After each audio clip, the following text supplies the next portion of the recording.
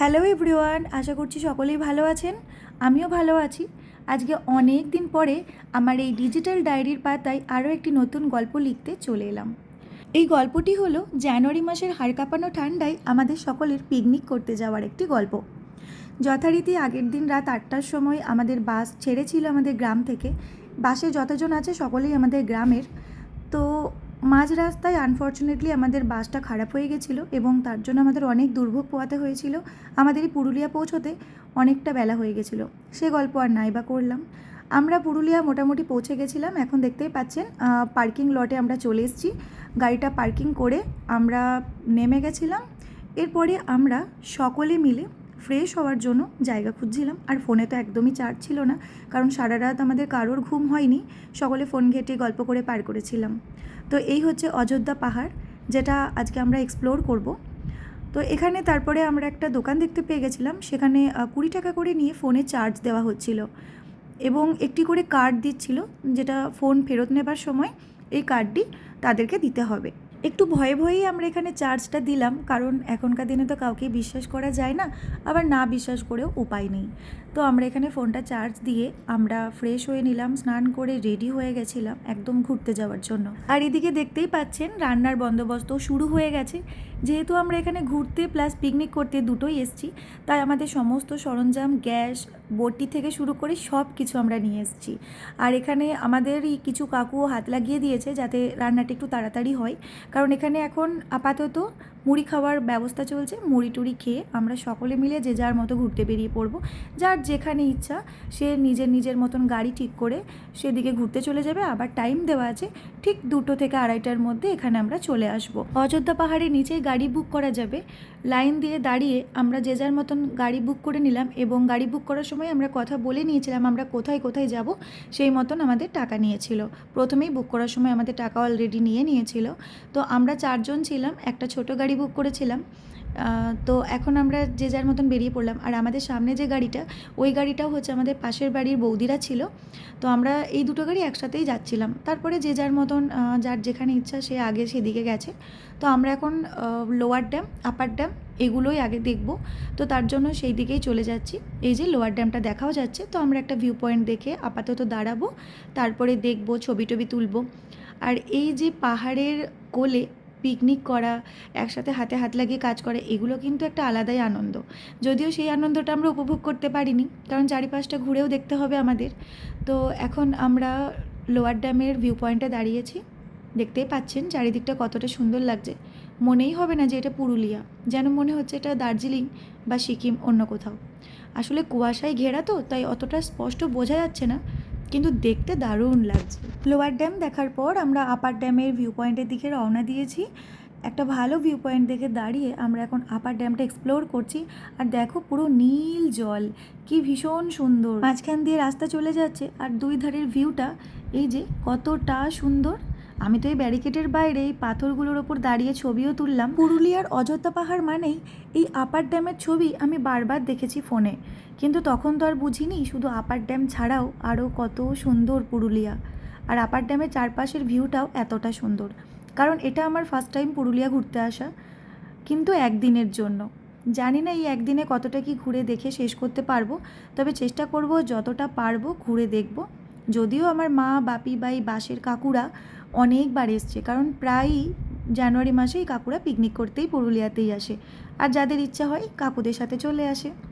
তো যাই হোক, আমি ড্রাইভার দাদার সাথেও কথা বলছিলাম যে কতটা কি ঘুরে দেখা যাবে। ড্রাইভার দাদা তো বললেন যে পুরুলিয়া শহর এখান থেকে অনেকটাই দূর, আর আমরা নাকি একদিনে অযোধ্যা পাহাড়টাই পুরোটা শেষ করতে পারবো না ঘুরে। তো আমরা বকতে বকতে এখন ময়ূর পাহাড়ে চলে এসেছি। আর এই যে দুদিকে দুটো রাস্তা দেখে আমরা কনফিউজড হয়ে গেছিলাম কোন দিকে যেতে হবে। হ্যালো গাইস, এই যে আমার ভাইপো। এই জলের বোতল আনতে হতো।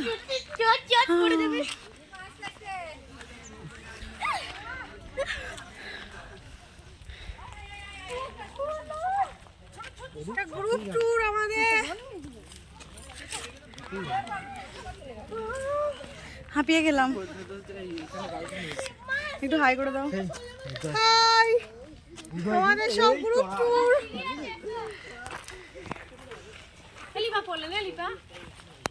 ভাবছিলাম হাই করে দাও। পাচ্ছি না, দম লাগছে। ইয়ে হচ্ছে তোমার ব্লগ ব্লগ হচ্ছে না, মানে ইয়ে হচ্ছে আর কি দেখি তো ভয়েসগুলো কি বলতে চাইছো? ভুলে গেলাম আমি। সত্যিই অনেকটা রাস্তা হওয়ায় আমরা সকলে খুবই হাঁপিয়ে গেছিলাম। আর এত পথ পাড়ি দিয়ে আসার পরেও দেখছি এত সিঁড়ি, আমরা সত্যিই আর পেরে উঠছিলাম না। তো অনেক কষ্টে আমরা এই ময়ূর পাহাড়ে উঠতে পেরেছিলাম, তো চারিদিকে সৌন্দর্যটা দেখার জন্য। এখানে না এলে বোঝাই যাবে না চারিদিকটা কত সুন্দর। আর অলরেডি দেখতেই পাচ্ছেন রোদও উঠে গেছে, তাই অনেকটা স্পষ্টভাবে দেখা যাচ্ছে চারিদিকটা। এবার আমরা ওই ওয়াচ টাওয়ারটার ওপরে উঠব এবং এই ওয়াচ টাওয়ারটা থেকে ভালো করে চারিদিকটা দেখব। চলুন আপনাদেরও দেখায়। তো এই যে দেখতেই পাচ্ছেন একদম রোদ উঠে যাওয়াতে কত দূর অবধি আমাদের দেখা যাচ্ছে, আর কি ভীষণই সুন্দর লাগছে চারিদিকটা। তো এখানে আমরা বেশ কিছুক্ষণ দাঁড়ালাম, রেস্ট নিলাম, কারণ অনেকটা দূর এসছি, এরপরে অনেকটা পথ আবার যেতেও হবে। আর এইরকম রাস্তার জন্য আমার মা বাপি দুজনেই আসেনি, গাড়িতেই বসেছিল, কারণ ওরা আগেও এসছে কয়েকবার, তো সেজন্য তারা দেখলো না। তো তারপরে আবারও এত সিঁড়ি আর এত ঢালু রাস্তা পার করে আমাদের যেতে হবে গাড়ির কাছে, যার কারণে একটুও ভালো লাগছিল না। দেখতেই পাচ্ছেন কতগুলো সিঁড়ি পার করে অনেকটা ঢালু রাস্তা আমাদের পার করতে হবে। তো আমরা সেই রাস্তা পার করে গাড়িতে চেপে পড়েছিলাম নেক্সট ডেস্টিনেশনের উদ্দেশ্যে। আর হাতে ছিল আমার পছন্দের পপকর্ন কুরকুরে, যেটা খেতে আমার বেশ ভালো লাগে। তো তারপরে এই যে রোদ ঝলমলে রাস্তা দিয়ে আমরা চলে যাচ্ছি, দুই পাশে গাছ, সবুজ গাছ একদম, কি ভীষণ সুন্দর, কি ভালো লাগে আমার এই রাস্তাগুলো দিয়ে যেতে, তাই ভিডিও না করে পারলাম না। তারপরে আমরা মার্বেল লেকে চলে এসেছিলাম, আর এখানে এরকম সুন্দর একটা আখ পেশায়ের মেশিন দেখে আমরা এখানে আখের রস খেয়ে নিলাম। আর এখানে এত বেশি গরম করছিল যে মনেই হচ্ছিল না এটা জানুয়ারি মাস, যেন পুরো এপ্রিল মাসের গরম কেউ হার মানাতে পারবে। তো তারপরে আখের রস খেয়ে আমরা মার্বেল লেকের ভেতর দিয়ে ঢুকে যাচ্ছিলাম। তো এখানে চারিদিকে দোকানগুলো দেখতে পাচ্ছিলাম, কত রকম মুখোশ, পুরো পুরুলিয়ার যে ছৌ নাচ হয়, বিখ্যাত ছৌ নাচ, সেই ছৌ নাচের মুখোশ। আর এই যে ওপরে যাতে রোদ না লাগে দেখতে পাচ্ছেন শুকনো পাতাগুলো দিয়ে কীভাবে একদম মানে ওপরটা সিলিংটা করা আছে, বেশ ভালো লাগছিলো। পুরো রাস্তাটা এইভাবে করা ছিল, যার কারণে আমাদের অতটা রোদ গরমটা লাগেনি, কিন্তু এখানে প্রচণ্ড রোদ গরম ছিল আর পারা যাচ্ছিল না হেঁটে হেঁটে। তো এই হচ্ছে মার্বেল লেক, যেটা কৃত্রিম একটা লেক, মানুষের তৈরি। এই যে পাহাড় কেটে কেটে লেক বানানো হয়েছে। চলুন লেকটাও এবার আমি আপনাদের দেখিয়ে দিই। এই সেই লেক, আমরা তো নিচ থেকে ভিউটা দেখছি, ওপর থেকে ভিউটা দেখলে আরও সুন্দর লাগবে, কিন্তু আমাদের আর একটুও ক্ষমতা ছিল না ওপরের ভিউতে যাওয়ার। আমার নিজেরও ক্ষমতা ছিল না, আর আমার সঙ্গ দেবার মতনও কেউ ছিল না। তো ওই যে ওনারা ওপর থেকে দেখছেন, দেখতেই পাচ্ছেন এখান থেকে কত ক্ষুদ্র লাগছে তাদেরকে দেখতে। ওখান থেকে মার্বেল লেকটা দেখতে আরও বেশি সুন্দর লাগে, কিন্তু উপায় নেই, পরে যখন আবারও আসবো বাকিগুলো ঘুরতে, মার্বেল লেকে আমি অবশ্যই আর একবার আসবো, কারণ মার্বেল লেকটা আমার খুবই ভালো লেগেছে। তো তারপর ওখান থেকে আমরা চলে যাচ্ছি গাড়িতে চাপার জন্য, আর এই হচ্ছে আমাদের আজকের বাহন। তো তারপরে আমরা এখানে চলে এসেছিলাম বামনি ফলসে। তো এরপরে আমরা বামনি ফলসটা ঘুরবো, দেখবো এবং আপনাদেরও দেখাবো। চলুন আমার সাথে বামনি ফলসে যাওয়া যাক। তো এই যে আমরা এখন যাচ্ছি, আর সাইড দিয়ে ওনারা সব বেরিয়ে যাচ্ছেন, ওনাদের দেখা হয়ে গেছে। আর এই যে বাঁশের পুরো ব্রিজ মতো করা রয়েছে, কি সুন্দর। তো কেন করা রয়েছে ব্রিজ সেটাও আমি দেখাই। এই যে দেখতেই পাচ্ছেন দুই পাশে এরকম জল বয়ে যাচ্ছে, তো যার কারণে এই বাঁশের ব্রিজ টাইপের করা আছে। তো এটার ওপর দিয়েই আমাদের যেতে হবে। তারপরে আমাদের প্রায় 800-900 সিঁড়ি আমাদের নামতে হয়েছিল। আমার মা বাপি বা কেউই নামেনি, আমি একাই নেমেছিলাম।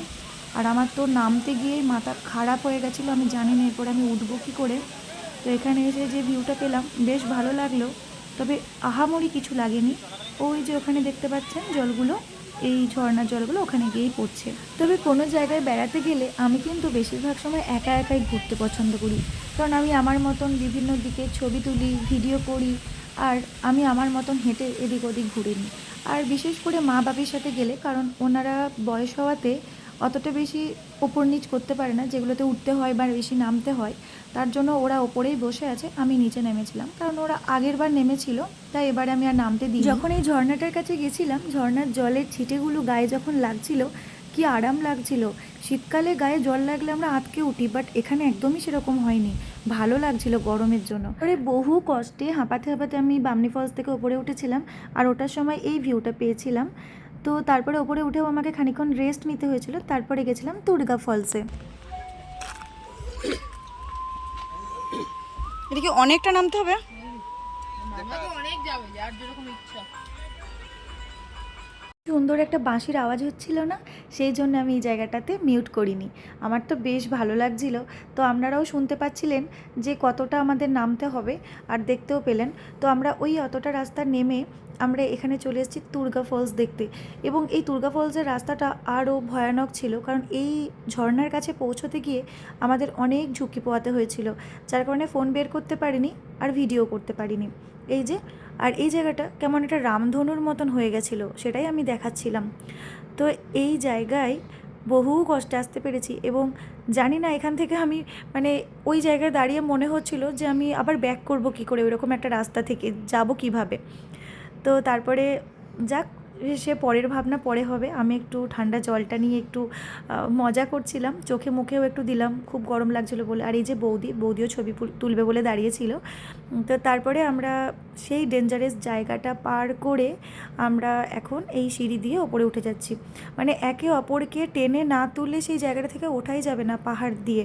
সেই জায়গাটা আমি দেখাতে পারিনি। যারা এসছেন অর্থাৎ তুর্গা ওয়াটারফলস ভিজিট করেছেন তারা জানেন যে কতটা রিস্কি ওই জায়গাটা। তো যাই হোক, এখন প্রায় 2টোর কাছাকাছি বেজে গেছে এবং আমরা চলে এসেছি আমাদের জায়গায়। তো চলুন একটা মজা আমি আপনাদের দেখাই। প্রত্যেকের বাসের পাশে পাশে দেখুন এরকম তিরপল পেতে সকলেই খাওয়া দাওয়া করছে, মানে সকলেই অ্যাকচুয়ালি পিকনিক করতে এসছে, এখানে রান্নাবান্না হচ্ছে। তো এখানে আমরাও আমাদের জায়গায় চলে এসেছি, যে যেরকম এসছে সে সেরকম খেতে বসে গেছে। আর এই ছিল আমাদের পিকনিকের মেনু, মাটন ছিল। এছাড়াও আমাদের মেনুতে আরও অনেক কিছু ছিল, সেগুলো আর দেখালাম না। তো আমরা খাওয়া দাওয়া করে একটু রেস্ট নিয়ে নিয়েছিলাম। এখন বিকেল হয়ে গেছে, 5:30 বাজছে। যদিও 5:30 এখনও হয়নি, তো ওই জন্য ঠান্ডা পড়ে গেছে। কিছুক্ষণ আগে তো পুরো মনে হচ্ছিল যেন বৈশাখ মাস চলছে, আর এখন শীতকাল। তো যাই হোক, সোয়েটার টোয়েটার পরে নিয়েছি। কিছুক্ষণ পর আমরা বেরিয়েও যাব এখান থেকে। এখন অনেকে ঘুরতে গেছে, তো তারা ঘুরে আসুক, তারপরে আবার বেরো। তো এখন আমি এই চারপাশটা ঘুরে ঘুরে দেখছি, এখানে অনেক রকম দোকান টোকান হয়েছে, তো সেগুলোই দেখি। চলো তোমাদের একটু দেখাই। ওই যে দুটো ওয়াটারফলসে নেমেছিলাম, বামনি আর তুর্গা, তারপরে আমার বা আমাদের কারোরই আর ক্ষমতা ছিল না অন্য কোথাও ঘুরতে যাবার। বাট যারা ওই ফলসগুলোতে নামেনি বা নামার পরেও যাদের এনার্জি ছিল, তারা মুখোশ গ্রাম, ছৌ নাচের যে গ্রামগুলো সব কিছু ঘুরতে গেছে। ওরা সন্ধে করে ফিরবে, তারপরে আমাদের ব্যাগ ট্যাগ গোছানোর পর বাস ছেড়ে দেবে এখান থেকে। তো আমরা আর যাইনি, আমরা সকলে মিলে, যারা যায়নি তারা সবাই মিলে গোল হয়ে বসে একটু আড্ডা দিলাম, গল্প করলাম। ওই পিকনিকে এলে যেমনটা হয় আর কি, সেরকম সবাই মিলে মজা করলাম, একটু হাসাহাসি হলো। তারপরে এখানের মার্কেটটা একটু ঘুরে ঘুরে দেখছিলাম। আর এই যে দেখতে পাচ্ছেন এখানে মোবাইল চার্জ করানো হয়। যেহেতু আমরা কোনো হোটেল নিইনি, তাই মোবাইলের চার্জ নিয়ে আমাদের কিন্তু ভীষণই প্রবলেমে পড়তে হয়েছিল। কিন্তু এখানে 20 টাকা 30 টাকা করে মোবাইল চার্জ দিতে হচ্ছিল। ফুল চার্জ করে নেওয়ার পর তারপরে আমরা আবার সেখান থেকে ফোনটা নিতে পারছিলাম। আর ওই যে সাইডে শৌচালয়টাও দেখিয়ে দিলাম। অনেকেই পুরুলিয়া বেড়াতে আসেন, কিন্তু শৌচালয় কোথায় আছে না আছে কিছু জানেন না, তার জন্য আমি দেখিয়ে দিলাম। তো একটু খুঁজে নেবেন, একটা দিকে শৌচালয় অবশ্যই আছে এবং ভীষণই পরিষ্কার পরিচ্ছন্ন, আপনাদের কোনো অসুবিধা হবে না। তো তারপরে আবারও আমরা মার্কেট ঘুরে বাসের কাছে এলাম একটু বসতে। আবারও সবাই মিলে খানিকক্ষণ বসে গল্প টল্প করলাম, কারণ এখনও যারা ঘুরতে গেছে অনেকেই আসেনি, আর সন্ধে হব মুহূর্তও হয়ে গেছে। তো জানি না কখন ছাড়বে বাস। আমরা সব ব্যাগ ট্যাগ প্যাকিং করে নিয়েছি। তারপরে আমরা কাছেই দুটো মন্দির ছিল, শুনলাম নাকি মন্দির দুটো খুব ভালো, দুজন ঘুরে গিয়ে বলল। তো আমরা সেজন্য এই মন্দিরগুলো দেখতে চলে এসেছি। এখানে রয়েছে লক্ষ্মীনারায়ণের একটা মন্দির, তো তারপরেই আরেকটু দূরে একটা শিব ঠাকুরের খুব সুন্দর মন্দির আছে শুনলাম। তো সেখানেই আমরা এখন যাচ্ছি। আর এখানে দেখতে পাচ্ছেন সন্ধে হওয়াতে কত রকমের জিনিসের দোকান বসে গেছে। তো মন্দির থেকে আসার পথে সেগুলোও দেখবো। এখন আমরা মন্দিরটা ভালো করে ঘুরে দেখে নিই। তো মন্দিরটা দেখার পর আমরা আলোচনা করছিলাম যে সারা বিকেলটা ওখানে বসে না থেকে এই মন্দিরে যদি এসে সময় কাটাতাম, হয়তো আমাদের আরও ভালো লাগতো।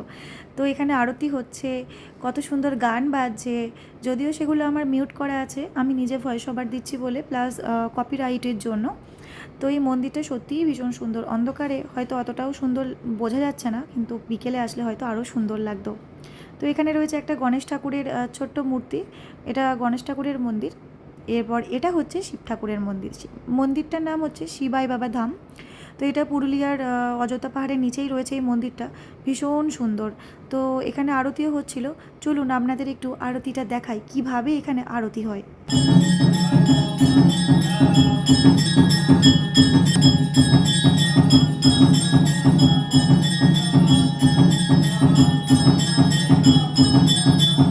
আমি এর আগে কখনোই এই রকম শিব ঠাকুর বা এইভাবে আরতি হতে দেখিনি, তাই বেশ কিছুক্ষণ আমরা এইভাবে আরতি হচ্ছে সেটা দেখলাম। আমার কাছে কিন্তু এটা পুরোপুরি একদম নতুন ছিল, যদিও আমার কাছে বলা ভুল, আমরা যে কজন এই মন্দির একসাথে এসেছিলাম সকলেই বলা বলি করছিল যে এইভাবে তো আরতি হতে দেখিনি, আর শিব ঠাকুরটা একটু অন্যরকম। তো জানি না কি বিষয়। তো তারপরে মন্দির থেকে আমরা বেরিয়ে এখানে একটু মার্কেটে ঘোরাফেরা করলাম, টুকটাক জিনিস কেনাকাটা করলাম। তারপর আমরা চলে গেলাম বাসের কাছে, কারণ বাস ছাড়ার টাইম হয়ে গেছিলো আর আমাদের ব্যাগ গোছানো যদিও কমপ্লিট ছিল। এরপরে আমরা বাসে উঠবো, আর বাসে করে আজকে সারা রাত আমাদের বাস চলবে এবং সকালবেলা আমরা পৌঁছবো অন্য একটা জায়গায়। সেটা দেখতে গেলে পরের ভিডিও ফলো করতে হবে। তো এই ছিল আমাদের একদিনে পুরুলিয়া ভ্রমণের গল্প, যেটা আমি পুরোটাই শেয়ার করলাম আপনাদের সাথে। যদি ভালো লাগে একটা লাইক অবশ্যই করবেন। দেখা হবে আবারও কোনো ভ্লগে। আজকের মতন এটুকুই। তো চলুন, সবাই ভালো থাকবেন, টাটা।